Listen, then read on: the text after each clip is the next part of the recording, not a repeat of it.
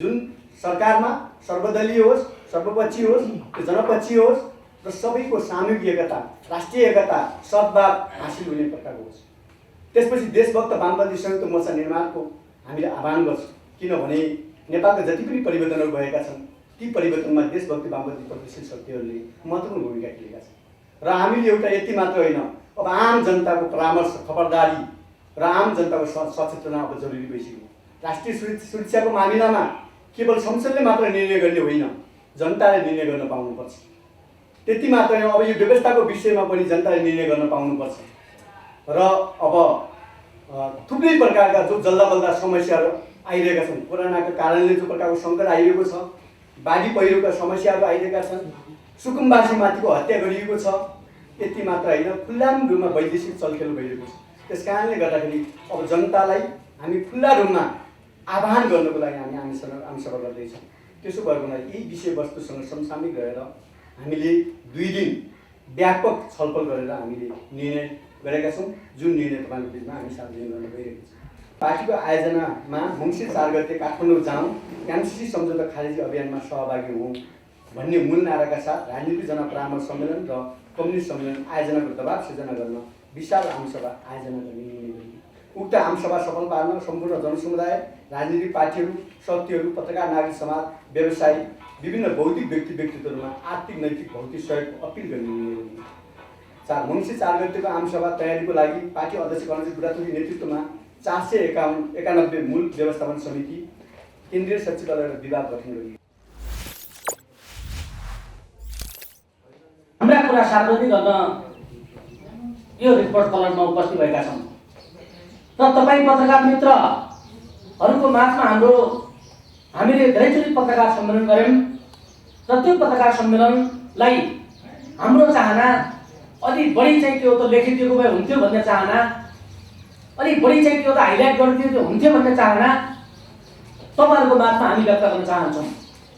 कि नेकपा माओवादी केन्द्र समाजवादी यो सामान्य पार्टीको रूपमा अब होइन। तपाईहरु पत्रकार मित्रहरूले हामीले भनेका विषयवस्तुहरू, हाम्रो पार्टीको आदरणीय अध्यक्ष कोमरेडले भनेका विषयवस्तुहरू सबै ठाउँमा एकचोटि हामीलाई हेल्प गर्नुहोस्, हामीलाई तपाईले मद्दत गर्नुहोस्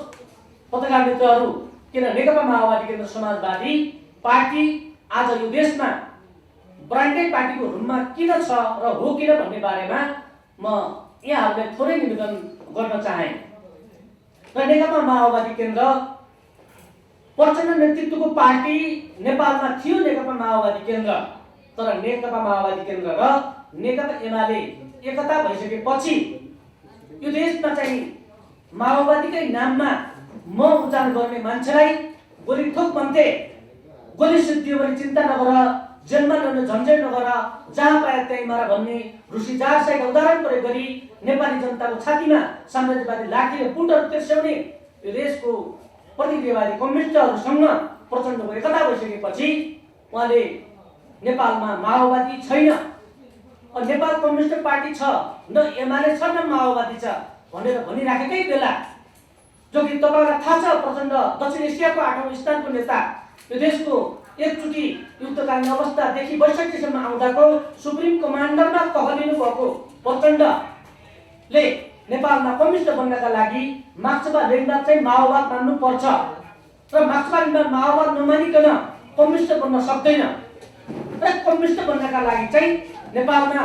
मार्क्सवाद लेनिनवाद माओवाद मान्नु पर्दछ र नेकपा एमाले मार्क्सवाद लेनिनवाद मान्छ र माओवाद मान्दैन। माओवाद नमान्दा त्यस अर्थमा नेकपा एमाले कम्युनिस्ट चाहिँ होइन भन्ने प्रचण्ड एकाएक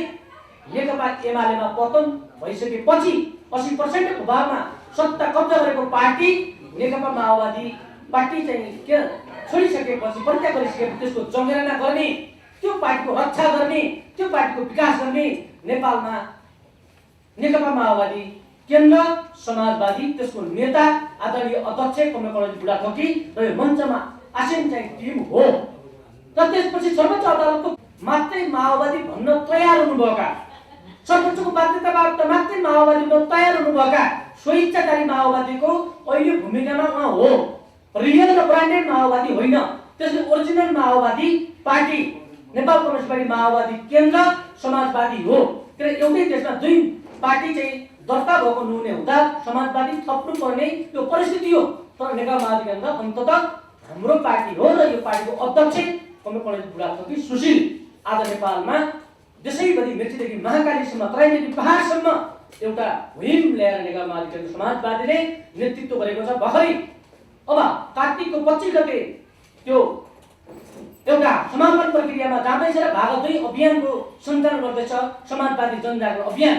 वैज्ञानिक समाजवाद स्थापनाको लागि जनविद्रोहको दिशामा अघि बढौँ भन्ने मूल नाराका साथ एउटा आज देशैभरि मेचीदेखि महाकालीसम्म तराईदेखि पहाडसम्म जनसङ्गठन निर्माण परिचालनको दृष्टिकोणले आज नेकपा माओवादी केन्द्र देशको अब्बल पार्टी हो भन्ने हाम्रो दाबी छ।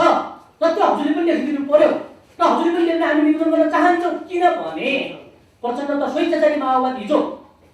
माओवाद छोडेर एमाले हुँदा नेकपा हुँदा मार्क्सवादीमा माओवाद मान्नु भएन, मार्क्सवादी लिम्बावादी मान्नुभयो र आज सर्वोच्च अदालतको फैसलापछि एउटा बाध्यता उहाँ चाहिँ बाध्यताको माओवादी हो। तर ओरिजिनल र ब्रान्डेड माओवादी नेकपा माओवादी केन्द्र समाजवादी हो। त्यसको अध्यक्ष कमरेड बुढाथोकी भनेर अलि यहाँले लेखिदिन अनुरोध गरियो। अनुरोध गर्दा पाइयो नि पत्रकार मित्रहरूलाई। फेरि यो निवेदन गरे र अहिले भर्खर हाम्रो पार्टीका आदरणीय चाहिँ केन्द्रीय समितिका उपाध्यक्ष र हाम्रो नेकपा माओवादी केन्द्र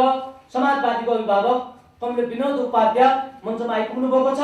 र त्यसै गरी हाम्रो पार्टीका केन्द्रीय समितिका स्थायी समिति सदस्य कमरेड कुमार याखा राई लगायतका चाहिँ नेताजन कमरेडहरू र सबै चाहिँ त्यो नेतृत्व कमरेडहरूको उपस्थित भइरहेको छ। र अब हामी धेरै कुरा चाहिँ गर्नुभन्दा पनि कमरेडहरू के पत्रकार मित्रहरू तपाईँहरूको मार्फतमा हाम्रो पार्टीको धारणा सार्वजनिक गर्नका लागि हाम्रो मुख्य चाहिँ मुद्दा यो हो। र अब हामी यो देशमा एकचोटि अब यो देशमा केही गर्ने भने नेकपा माओवादी केन्द्र समाजवादीले गर्छ र हामी बर्दीविहीन सेनाको भूमिकामा रहनु परे पनि अब यो देशमा एमसीसी सम्झौता चोरधुलोबाट पास गर्ने दलालहरू तिम्रो अन्त्यको दिन अब जनताले गर्नेछ, त्यसको नेतृत्व नेकपा माओवादी केन्द्रले गर्नेछ। र त्यो चाहिँ उद्घोषका साथ हामी जस्तोसुकै परिस्थितिको सामना गर्नु परे पनि आज चाहिँ ठाउँ ठाउँमा राष्ट्रिय जनवाद जनजीविकाका सवालहरू त्यतिकै पेचिलो ढङ्गले अगाडि बढिराखेका छन्। देश दिनानुदिन मतलब भ्रष्टीकरण उद्धारीकरण निजीकरणतिर गइराखेको छ। त्यसैले यो एमसी संसद लगायतका आज जनता 101 जना जनताको चाहिँ मतलब थाप्पा छुटेको छ।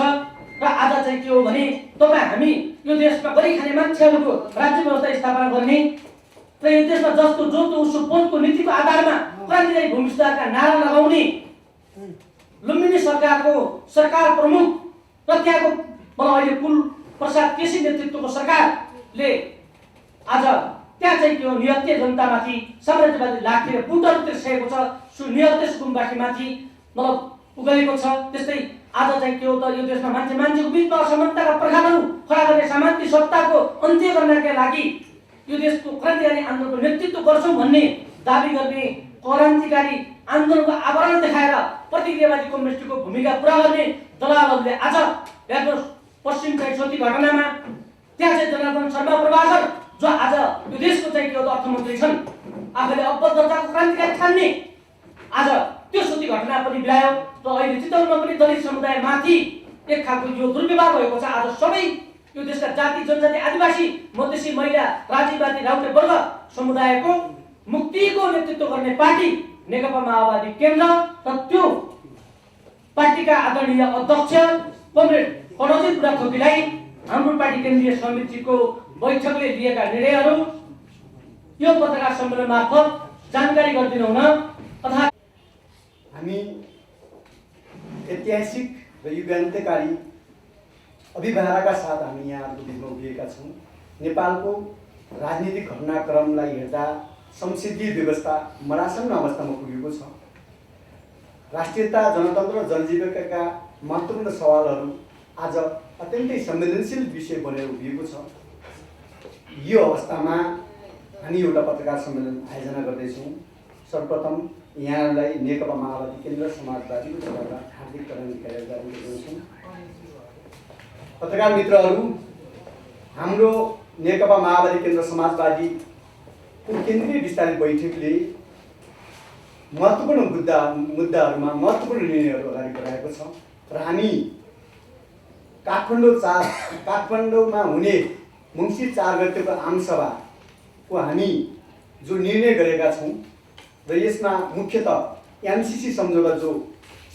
नेपाल सरकारले जो गर्न खोजिरहेको छ यसलाई खारेजी गर्दै यो देशमा राष्ट्रवादी देशविरोधी जनविरोधी गतिविधिहरू बन्द गर्न हामी खबरदारी गर्न खोजिरहेका छौँ र हामी यो पनि भन्न चाहन्छौँ त्यो सभा मार्फत संसदीय व्यवस्थाको अन्त्य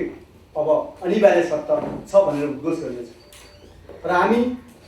अब संसदभित्र त उनीहरू मिल्न चाहेनन् संसदभित्र भएका पार्टीहरू बिचमा एकता गर्न चाहेकै छैनन् तर संसदभन्दा बाहिर रहेका राजनीतिक पार्टीहरू पनि उनीहरूले सहकार्य गरेर अगाडि बढाउन उनीहरूको कुनै इच्छा पनि छैन र उनको चाहना पनि छैन जसले गर्दा राष्ट्रिय एकतामा ठुलो सङ्कट सिर्जना भएको छ र हामीले यसको निकासको लागि हामीले भनेका छौँ कामविहीन असफल पटक पटक विघटित भएको संसद जो अहिले पनि काम गर्न छोडिसकेको छ प्यारालाइसिस भइसकेको छ भएका कानुनहरू पनि अध्यादेश मात्र निष्क्रिय भएको छ गाइजेट्रे गठबन्धन सरकार बनेको छ जनताको जल्दबल्दो समस्याको समाधान होइन शेरबहादुर देउबा उहाँको मन्त्रीहरूले कसरी महाधिवेशन जित्ने भन्ने रणनीतिका साथ उहाँहरू स्रोत साधन खुनाइरहनु भएको छ आज केपी ओली र माधव नेपाल एक आपसमा माधव नेपाल कसरी एमाले विभाजन गर्ने भन्ने सन्दर्भको साथ उहाँहरूको सरकारले काम गरिरहेको छ र केपी ओली हाम्रो गुट कसरी बलियो बनाउने भन्नेका साथ उद्देश्य साथ लागिरहेका छ प्रचण्ड कमरेडलाई पनि उहाँहरूकै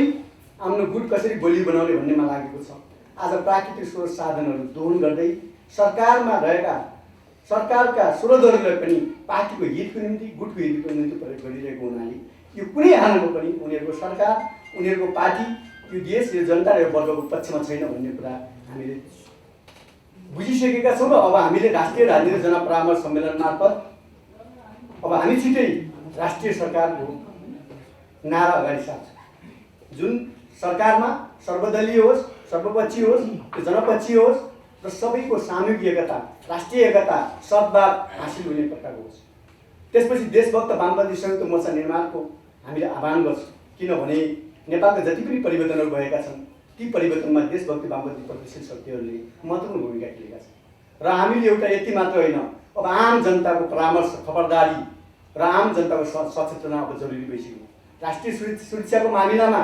केवल संसदले मात्र निर्णय गर्ने होइन जनताले निर्णय गर्न पाउनुपर्छ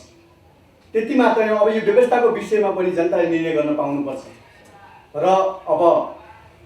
थुप्रै प्रकारका जो जल्दाबल्दा समस्याहरू आइरहेका छन् कोरोनाको कारणले जो प्रकारको सङ्कट आइरहेको छ बाढी पहिरोका समस्याहरू आइरहेका छन् सुकुम्बासीमाथिको हत्या गरिएको छ यति मात्र होइन खुल्लाम रूपमा वैदेशिक चलखेल भइरहेको छ त्यस कारणले गर्दाखेरि अब जनतालाई हामी खुल्ला रूपमा आह्वान गर्नको लागि हामी आमसभा गर्दैछौँ त्यसो भएको हुनाले यही विषयवस्तुसँग समसामयिक रहेर हामीले 2 दिन व्यापक छलफल गरेर हामीले निर्णय गरेका छौँ जुन निर्णय तपाईँको बिचमा हामी सार्वजनिक गर्न गइरहेको छौँ 2078 कार्तिक 5 र 6 गते बसेको नेकपा माओवादी केन्द्र समाजवादीको केन्द्रीय 20 तारिक बैठक बसी निम्न निर्णय गरियो एक महान 10 वर्ष जनयुद्ध 19 दिने जनआन्दोलनका शहीदहरूलाई 1 मिनट भावपूर्ण श्रद्धाञ्जली अर्पण गरियो 2 पार्टी अध्यक्ष कर्णजी बुढाथोकी सुशीलद्वारा वैज्ञानिक समाज स्थापनाको वर्तमान कार्यभार नामक राजनीतिक प्रस्ताव व्यापक छलफल परिमार्जन सुझाव सहित पारित भयो 3 पार्टीको आयोजनामा मङ्सिर 4 गते काठमाडौँ जाउँ एमसीसी सम्झौता खारेजी अभियानमा सहभागी हौँ भन्ने मूल नाराका साथ राजनीतिक जनपरामर्श सम्मेलन र कम्युनिस्ट सम्मेलन आयोजनाको दबाव सिर्जना गर्न विशाल आमसभा आयोजना गर्ने निर्णय गरियो उक्त आमसभा सफल पार्न सम्पूर्ण जनसमुदाय राजनीतिक पार्टीहरू शक्तिहरू पत्रकार नागरिक समाज व्यवसायी विभिन्न बौद्धिक व्यक्तित्वहरूमा आर्थिक नैतिक भौतिक सहयोगको अपिल गर्ने निर्णय गरियो 4 मङ्सिर 4 गतेको आमसभा तयारीको लागि पार्टी अध्यक्ष कर्णजी बुढाथोकी नेतृत्वमा 491 मूल व्यवस्थापन समिति केन्द्रीय सचिवालय र विभाग गठन गरियो पहिलो कम्युनिस्ट सम्मेलन आयोजना सम्बन्धी निर्णय गरियो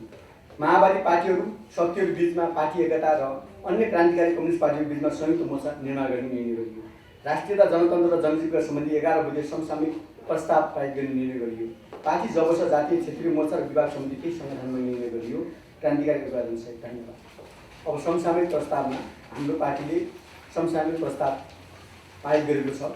हालै भएको बेमौसमी अविरल वर्षाबाट 5 थर इलाम, खोटाङ, सोलुखुम्बु, हुम्ला, कालीकोट, बैतडी, डोटी, दार्चुला, कैलाली, मोरङ, सुनसरी, उदयपुर लगायतका जिल्लामा भएको 104 जना भन्दा बढीको मृत्यु भएको छ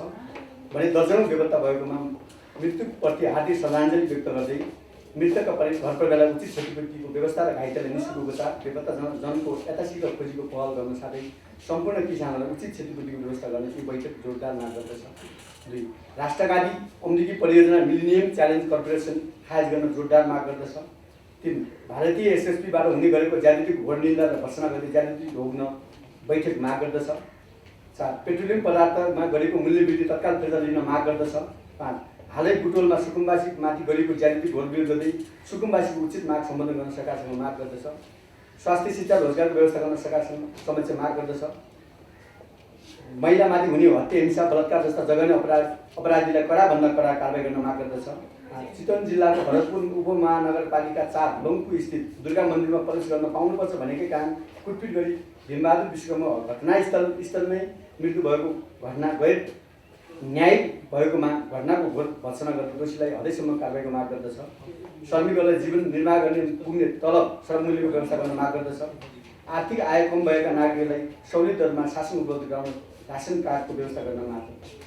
अब पत्रकार मित्रहरू यस सम्बन्धी केही जिज्ञासा भएको खण्डमा यहाँले हाल्न सक्नुहुन्छ।